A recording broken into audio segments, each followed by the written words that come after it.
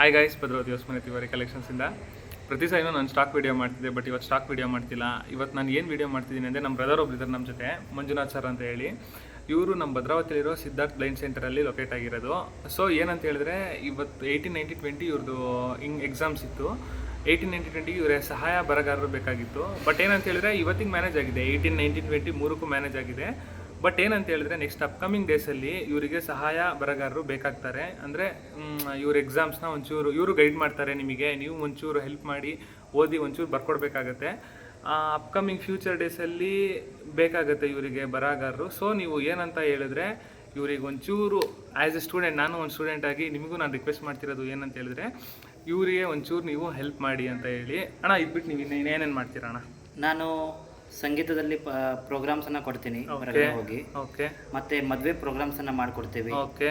ಹಾಗೆ ಗೃಹ ಪ್ರವೇಶದ ಪ್ರೋಗ್ರಾಮನ್ನು ಮಾಡಿಕೊಡ್ತೀವಿ. Okay okay. ಪ್ರತಿಯೊಂದಕ್ಕೂ ನಾವು ನಮ್ಮ ಕಡೆಯಿಂದ ಸಹಕಾರ ನೀಡ್ತೀವಿ. ಪ್ರತಿಯೊಂದಕ್ಕೂ ನೋಡಿ ಗೈಸ್, ನಿಮ್ದೊಂದು ಫಂಕ್ಷನ್ ಏನಾರ ಇದ್ದರೆ ಇವ್ರಿಗೊಂದು ಪಾರ್ಟ್ ಮಾಡ್ಕೊಳ್ಳಿ. ಇವ್ರಿಗೊಂದು ಪಾರ್ಟ್ ಮಾಡಿಕೊಂಡ್ರೆ ನಿಮ್ಮ ಫಂಕ್ಷನ್ನು ಇನ್ನೂ ಗ್ರ್ಯಾಂಡಾಗಿ ಇನ್ನೂ ಚೆನ್ನಾಗಿ ಆಗುತ್ತೆ ಅಂತ ನಾನು ಕೇಳ್ಕೊತಿದ್ದೀನಿ. ಬೀಯಿಂಗ್ ಎ ಸ್ಟೂಡೆಂಟ್, ನಾನು ಒಬ್ಬ ಸ್ಟೂಡೆಂಟಾಗಿ ನಿಮಗೆ ಏನು ಹೇಳೋದು ಅಂತ ಹೇಳಿದ್ರೆ, ಒಬ್ಬರು ಸ್ಟೂಡೆಂಟ್ಗೆ ಇನ್ನೊಂದು ಸ್ಟೂಡೆಂಟು ಒಂದು ಸ್ಟೆಪ್ ತೊಗೋಬೇಕು.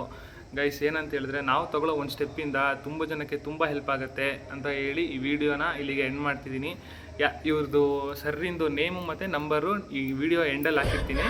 ಸೊ ಅದಕ್ಕೆ ನಿಮಗೆ ಏನಾರು ಹೆಲ್ಪ್ ಮಾಡಬೇಕು ಅಂತಿದ್ರೆ ಹೆಲ್ಪ್ ಮಾಡಿ. Thank you.